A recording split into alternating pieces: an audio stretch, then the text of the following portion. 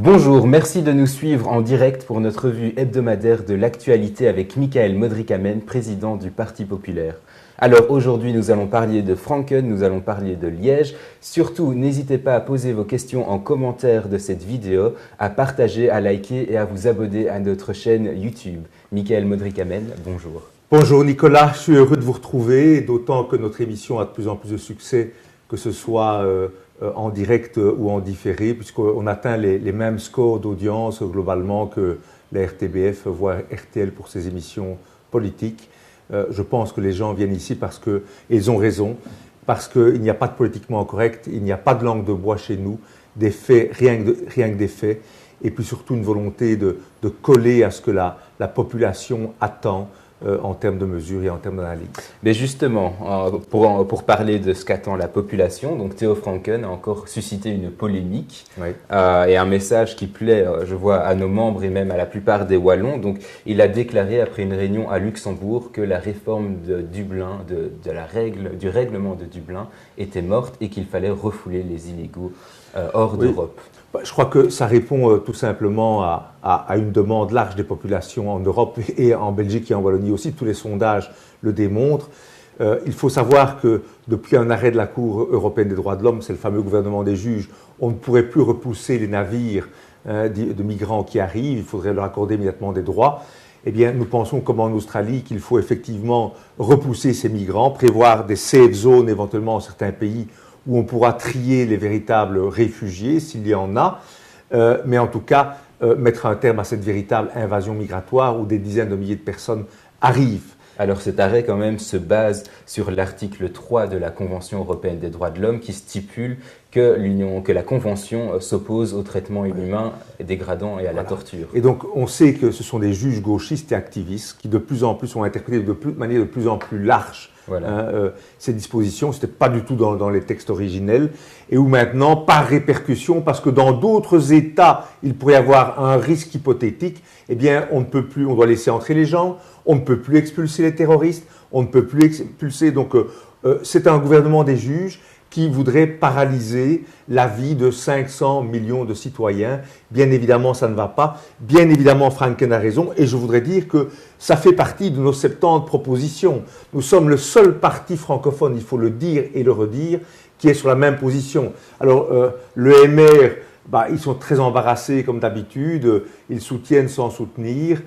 C'est vraiment bizarre. Donc, le MR dit qu'il continuera de respecter les conventions internationales, mais si on ne peut pas les modifier, ces conventions, parce que le commissaire européen en charge de la migration, Dimitris Avramopoulos, a quand même répliqué qu'il n'y aurait jamais le modèle australien, donc de refoulement des illégaux, dans l'Union européenne. Eh bien, c'est vraisemblablement la fin de l'Union européenne, parce que quand vous avez une série de bureaucrates non élus comme Avramopoulos en question, et d'autres, qui mènent des politiques qui sont contraires à ce que les peuples souhaitent, ça ne peut pas continuer. Et donc l'Union européenne antidémocratique et ses traités et ses droits fondamentaux s'écrouleront. C'est un vieux monde qui est en train de s'écrouler partout. Regardez d'ailleurs les votes en Italie, comme les peuples votent mal, ils ont voté pour les populistes. Et puis en Slovénie, la semaine dernière, que ce peuple vote mal à nouveau. Il a porté de nouveau quelqu'un qui se rapproche du groupe de Visegrad et qui veut prendre des mesures anti-migratoires. Donc on sent que ce vieux monde de l'Union européenne, mais aussi des partis de gauche en Belgique, du PS, du CDH, Écolo, est en train de s'écrouler devant nos yeux. Il est surtout en train, je pense, de crier au scandale et de se livrer à des outrances rhétoriques. Je voudrais prendre quand même quelques exemples. Donc tout d'abord le PS qui a déclaré sur Twitter, et c'est passé totalement inaperçu, qu'il fallait revoir les conditions de légalité de la NVA. La NVA peut-elle être considérée comme un parti démocratique, ce qui est une manière, on va dire, euphémisante d'appeler à la censure de la NVA. Voilà. Donc voilà un parti qui est au pouvoir depuis 30 ou 40 ans, le PS, qui a mis la Wallonie dans l'état où elle se trouve, en termes d'immigration, en termes d'insécurité, en termes économiques. Le PS, c'est un échec total. C'est un parti qui est devenu mafieux au fil du temps. qui ne vise qu'une chose, c'est se maintenir au pouvoir, maintenir ses prébendes pour les gens qui le dirigent. Et puis vous avez d'un côté la NVA, qui est un parti qui a le vent en poupe en Flandre, qui colle avec des aspirations de la population, qui a réformé la Flandre, qui la gère particulièrement bien, taux de chômage très faible, des écoles qui fonctionnent, des routes bien entretenues, une sécurité nettement mieux assurée que dans le Sud. Et ce PS et d'autres veulent maintenant l'interdire ou venir faire la loi, mais où va-t-on? En tout cas, nous sommes en soutien évidemment. Alors, il y a aussi l'éditorialiste du Vif, ça vous allez apprécier, Thierry Fiorilli, la NVA cancer des Belges, c'est donc le titre de son édite, ce à quoi le président des jeunes NVA d'Anvers a répondu, eh bien vous devriez avoir le courage de vous séparer de la partie malade de la Belgique, autrement dit de la Flandre. Je crains que ce soit l'inverse qui arrive, c'est qu'à terme ce soit les Flamands qui disent basta de cette élite francophone politico-médiatique qui nous insulte, alors qu'il y a encore des milliards de transferts flamands chaque année vers la Wallonie. Mais moi je pose, ces éditorialistes de la presse francophone, du Vif ou d'autres, mais ils sont complètement déconnectés. Qui sont-ils pour faire la leçon à la fois à ces partis démocratiques et à faire la leçon au peuple? Parce que ce à quoi la NVA propose est en phase avec 2/3 ou 3/4 des populations, en ce compris en Wallonie. Messieurs, je le dis à ces éditorialistes, vous êtes en train de sombrer, vous êtes en train de scier la branche sur laquelle vous êtes assises, celle de la déconnexion totale de ces élites, ce petit cercle qui s'autocongratule et qui se targue de vouloir donner des leçons à tout le monde. Je répète, les citoyens, dans leur grande majorité, ne veulent pas de l'invasion migratoire. Ils sont pour le pushback. Nous sommes pour le pushback. L'Australie le pratique, ce pushback, ce renvoi des migrants pour éviter cette invasion. L'Australie, est-ce un pays fasciste? Parce que d'après François Gemène, la guerre aux migrants donne à entendre le bruit des bottes. Mais ça fait penser, c'est le même petit cercle, hein. Ils sont peut-être 100 ou 200 à vivre en vase clos, complètement déconnectés de l'idéologie qui n'a plus rien, leur idéologie n'a plus rien à voir avec les faits. C'est d'ailleurs le propre des intellectuels ou des pseudo-intellectuels de se tromper depuis une centaine d'années sur toutes les grandes questions. Ils ont été maoïstes, staliniens. Enfin, donc, ils ont tout aligné. Donc, c'est le strike chez eux de se tromper en permanence. Et plus on est intellectuel, plus en général on se trompe. Ce genre de questions, c'est une constante de pseudo-intellectuel, on se trompe. C'est une constante de l'histoire. Donc, messieurs, arrêtez de faire la leçon. Vous faites partie d'un monde qui s'écroule. Les peuples reprennent leur destin en main. Les peuples veulent survivre. Les peuples, effectivement, veulent des frontières fermées. On peut accepter une migration limitée, avec des gens qui respectent les valeurs, qui viennent contribuer, mais limitée. Le belge tient à rester belge, le français tient à rester français, l'anglais tient à rester anglais, l'allemand, etc. L'américain, il n'y a que quelques journalistes ou quelques pseudo-intellectuels, des jeunes men, etc. Mais qui représentent-ils? Mais qui représentez-vous, messieurs, j'ai envie de dire, pour faire la leçon comme ça? Mais du coup, justement, alors ce gouvernement des juges de Strasbourg qui applique cette interprétation de l'article 3 qui fait qu'on ne peut même plus renvoyer un terroriste dans son pays d'origine de peur qu'il soit maltraité, d'où viennent-ils? Comment sont-ils élus? Eh bien, ils sont désignés par le Conseil de l'Europe, hein, qui est aussi un organisme où les gens ne sont pas élus pour la plupart, et qui a été pris en otage par une série d'organismes gauchistes qui font la loi et qui nomment des juges gauchistes. Hein. Mme Tulkens était avant la présidente du Brax. Hein, non, de la Ligue des droits de l'homme. Elle a précédé Alexis de Soave. Voilà. Alors, imaginez effectivement, de ce texte a dit dans une récente chronique, il a raison, imaginez qu'on mette de Soave, hein, le fameux de Soave, comme cour à la Cour européenne des droits de l'homme. Vous imaginez le type de politique. Eh bien, Mme Tulkens, ça a été ça. Et bien d'autres qui sont envoyés là-bas, c'est ce type de politique qu'ils appliquent, complètement déconnecté. C'est de l'idéologie gauchisante, mais qui est en train de paralyser l'action des États pour empêcher la venue de ces migrants ou pour, comme on l'a vu, expulser des terroristes ou des gens qui sont qui n'ont plus leur place sur notre territoire. Et ça doit cesser. Alors, d'après Theo Franken, l'hypocrisie est la vaseline de la rue de la Loi et du rond-point Schuman. Il a raison. Il a raison, et c'est pour ça que nous sortons de l'hypocrisie. Et c'est pour ça qu'on nous tombe tous dessus au niveau du Parti populaire. C'est parce que nous avons décidé de mettre un terme à cette hypocrisie, à cette vaseline, de parler le langage du peuple, de dire ce qu'une grande majorité d'entre les citoyens disent et pensent, et de l'exprimer. Et je le dis à tous, n'ayez plus peur. C'est fini cette dictature de politiquement correct. À la poubelle, jetons-la. Il est temps de se mettre debout pour sauver notre société et pour sauver notre pays. Justement, en parlant de fin de cette dictature du politiquement correct, lundi, c'était l'enterrement du jeune Cyril. Et je pense que nous avons tous été surpris par l'intervention de son père à la télévision, qui a vraiment eu un discours de vérité auquel on n'est pas habitué, en tout cas sur les ondes de la RTBF, où il a dénoncé notamment le laxisme en parlant de Benjamin Herman, donc le tueur de son fils. Il a dit « Il est sorti 14 fois, il n'y a pas eu de problème, mais à la 15e fois, il a tué mon fils ». Exactement, et il a refusé de serrer la main du Premier ministre. Et il a raison, les politiques, tous, les Michel, le PS, le CDH, sont responsables de ce laxisme qu'ils ont mis en place d'abord par les textes, et puis des juges qu'ils ont nommés, qui aussi en partie appliquent ce même laxisme.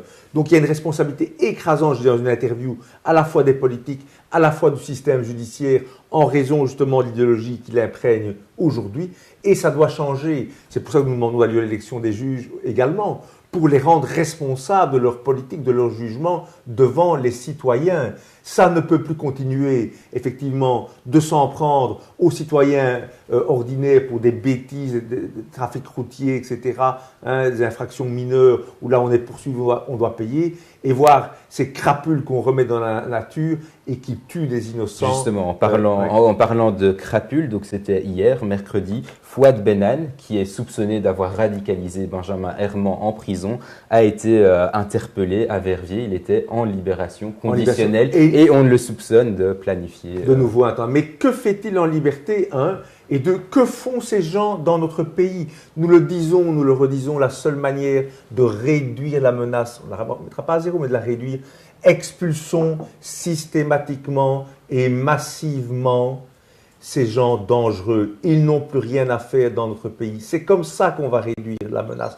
Tant que les politiques actuelles n'auront pas pris ces mesures que nous préconisons, je les considère, et les citoyens ont raison de les considérer, comme co-responsables de ce qui se passe. Il faut avoir le courage de le dire.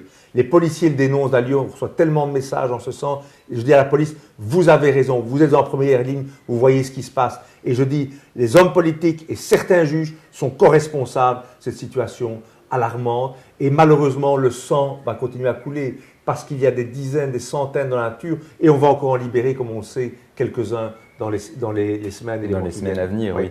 Où il y avait, donc ça c'était l'enterrement de Cyril lundi, puis mardi il y avait l'enterrement des deux policières, donc Soraya Balkacemi et Lucille Garcia. Vous avez essayé d'assister à la commémoration, mais il y a eu un accident. Alors, vous appelez ça un accident. Alors pour être les choses très clairement, j'avais eu des contacts avec la famille qui m'a déclaré être le bienvenu. On m'avait dit qu'il n'y avait peut-être plus de place dans la salle principale, mais je dis pas de problème, j'irai avec les policiers dehors qui restaient sur le site de Robermont, comme le prince Laurent l'a fait. Hein. Je suis arrivé le matin et j'ai commis une erreur, c'est que dans la voiture le matin, j'ai appelé le protocole de la ville de Liège, indiquant que j'allais arriver.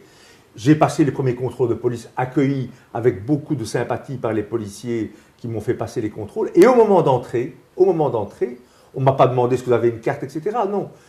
Un commissaire de police m'a abordé et m'a dit « Monsieur Modré-Kamen, j'ai reçu instruction de ma hiérarchie de vous interdire l'entrée. » C'est pas ce que vous êtes en ordre. Donc c'est un ordre personnel. Un ordre personnel. J'ai reçu instruction de ma plus haute hiérarchie, c'est-à-dire de Meyer, bourgmestre de la ville ou un de ses membres de son cabinet, de m'empêcher d'entrer. Vous n'êtes pas le bienvenu. Pourquoi ? Parce que tout simplement le peuple, notre journal et moi-même dénonçons la responsabilité écrasante. Et nous étions simplement là, il faut le dire, pour rendre hommage dignement, si je puis dire, à ces deux policiers qui ont été abattus et saluer leur famille. Donc voilà pour l'incident. Et je dis, M. de Meyer et son cabinet sont des menteurs, je le dis, puisque l'instruction qui avait été donnée à ce commissaire de police était très claire. C'est vous, M. Modré-Kamen, vous n'êtes pas le bienvenu, nous vous barrerons, etc. Mais à quel titre, ces messieurs? Alors que j'avais évidemment des SMS de membres de la famille qui me disaient, bien évidemment, vous êtes le bienvenu dans cette manifestation d'hommage. Alors, c'était dimanche les élections législatives en Slovénie où l'ancien Premier ministre conservateur Janez Janša a gagné les élections avec un discours anti-immigration de masse. Donc maintenant, il y a la Slovénie, il y a eu l'Italie, il y a eu l'Autriche. Il y a la Pologne, il y a la Tchéquie. On se rend bien compte que c'est un ancien monde. C'est ce monde de l'Union européenne, du PS, la démocratie chrétienne, etc., qui est en train de s'écrouler partout. Comme je disais, les peuples sont en train de reprendre leur destin en main et ils ont raison. Et si on ne parvient pas à réformer, faire les réformes qu'il faut au niveau de la Cour européenne des droits de l'homme et des traités, eh bien on en sortira de cette Europe. On lâchera à la poubelle et on jetera les traités à la poubelle pour revenir avec une interprétation raisonnable des textes de loi ou de conventions internationales. Bien sûr qu'il faut protection des droits de l'homme, mais de manière raisonnable, pas pour faire en sorte que la volonté des peuples soit mise à mal par quelques juges gauchistes. Après la Slovénie, la Wallonie et Bruxelles? Oui. Alors, on peut aussi parler de Catherine Moreau, c'était dans l'Écho de mercredi, donc en revenant sur Jamali Kasban, on se souvient, l'élu socialiste de Molenbeek qui avait fait le signe des frères musulmans, elle a été interrogée à ce propos. Elle dit que ce n'est pas grand-chose, qu'il s'est expliqué, qu'il s'est excusé, qu'il s'est distancié. Je le connais pour son engagement pour l'égalité réelle. Il a toute sa place dans notre parti. Emballer, c'est peser. Emballer, c'est peser, mais je crois que Catherine Moreau dit la vérité. À Bruxelles, il y a une alliance très claire entre le PS et les islamistes. Sans les islamistes, le PS n'existe plus à Bruxelles, il faut le dire. Donc le PS a mis toutes ses valeurs historiques d'égalité, de laïcité, etc., pour simplement tenter de se maintenir au pouvoir. Et Madame Moreau, c'est la fille de son père, et comme on sait, le fruit tombe rarement loin de l'arbre. Donc je crois que les Belgeois se rendent compte qu'il n'y a plus rien à attendre de ce parti, certainement, à Bruxelles. Il est bon pour les poubelles de l'histoire, il s'est déconsidéré complètement. Et j'espère que les gens vont se rendre compte, à la fois les Belges de souche, mais aussi tous les étrangers qui sont venus, qui font un réel effort d'assimilation, et que le PS et d'autres ont tenté d'instrumentaliser comme une espèce de bétail électoral, qu'on communautarisait pour avoir des voix. J'espère qu'une majorité de citoyens vont s'en rendre compte et rejeter ce genre de parti dans l'opposition et les faire disparaître petit à petit. Ils ne méritent plus aucun crédit, il faut le dire. Et Mme Moreau, elle n'est que l'épiphénomène, effectivement, de tout ça. Alors, nous arrivons déjà vers la fin et nous avons deux questions. Oui. Que donnent les derniers sondages? Alors, il n'y a pas eu de dernier sondage, mais en tout cas, les derniers, nous avons fait nous-mêmes nous placer à 11 ou 12% en Wallonie. On avait quand même sondé 5000 personnes qui avaient répondu, 200 000 personnes interrogées, 5000 qui avaient répondu, 11 ou 12%, donc bien au-dessus. Je crois que c'est extrêmement encourageant. Ce qu'il faut dire, alors, c'est que sur les réseaux sociaux, on explose. Premier parti et de loin, je l'ai dit. En termes d'adhésion, on était hier à 15 adhésions sur la journée, donc 12 ou 13 l'avant-veille. Donc pour l'instant, si on continue comme ça, on a un rythme peut-être de 300-400 adhésions par mois au sein de notre mouvement. Donc j'ai envie de dire, les citoyens se réveillent, on le voit. Les digues qu'on a essayé de mettre, que toute cette classe médiatico-politique a essayé de mettre, est en train de s'écrouler. Et je répète aussi aux citoyens, c'est vous qui pouvez faire bouger les choses. On a encore besoin de candidats, sur nos listes, des hommes et des femmes. N'hésitez pas à écrire à info@partipopulaire.be si vous voulez être sur une liste. On a encore de la place, on a encore besoin, un peu partout en Wallonie et à Bruxelles. Et il y a encore des communes où on a des candidats, mais on n'a personne pour tirer la liste. Quelqu'un qui a un petit peu d'ambition, comme par exemple à Anderlecht, comme par exemple à Nivelles ou à Waterloo. Je vous donne des exemples où il y a des gens qui veulent candidat, mais qui veulent un leader pour tirer cette liste. Si vous voulez faire bouger les choses, c'est aussi, je le dis et je le redis, entre vos mains. Il n'y a pas qu'entre les mains du parti, de la direction, etc. Ce mouvement, il est populaire. Donc je dis aux citoyens, vous voulez que ça bouge, il faut vous engager maintenant. Et il est moins une.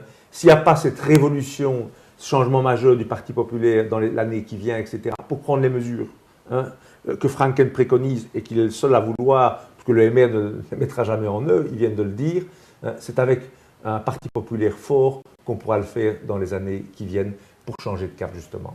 Alors, vous avez aussi une question de Marco Beinart. Oui. Quand est-ce que le PP va organiser une manifestation pour qu'on puisse tous manifester notre mécontentement en ayant un parti derrière nous pour nous guider? Mais justement, vous étiez à une manifestation samedi. Alors, écoutez, dimanche.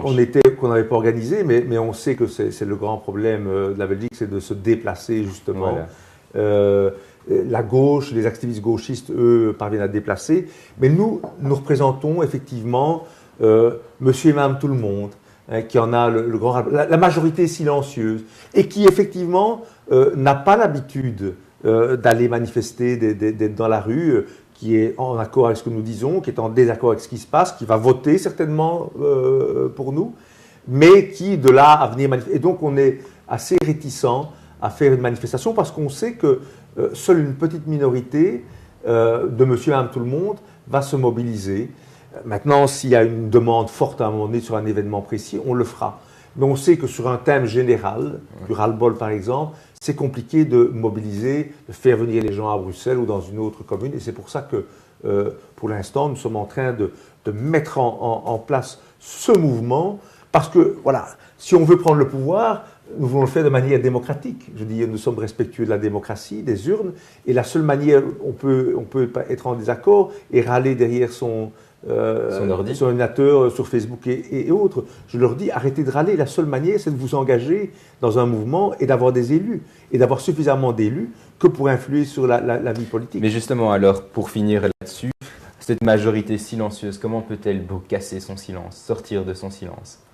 Elle peut le faire très simplement en commençant ici, en rejoignant notre mouvement, bien sûr, en étant candidat sur des listes, en faisant savoir autour d'eux, en militant, mais aussi simplement en venant liker notre page Facebook et en partageant nos vidéos.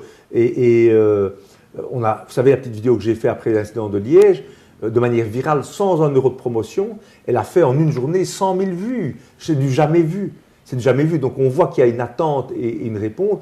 Et je dis, soyez à tout le moins des militants sur Internet, likez notre page, partagez nos posts, likez-les, commentez-les, qu'un maximum de gens les voient et les lisent. Ça, c'est la première.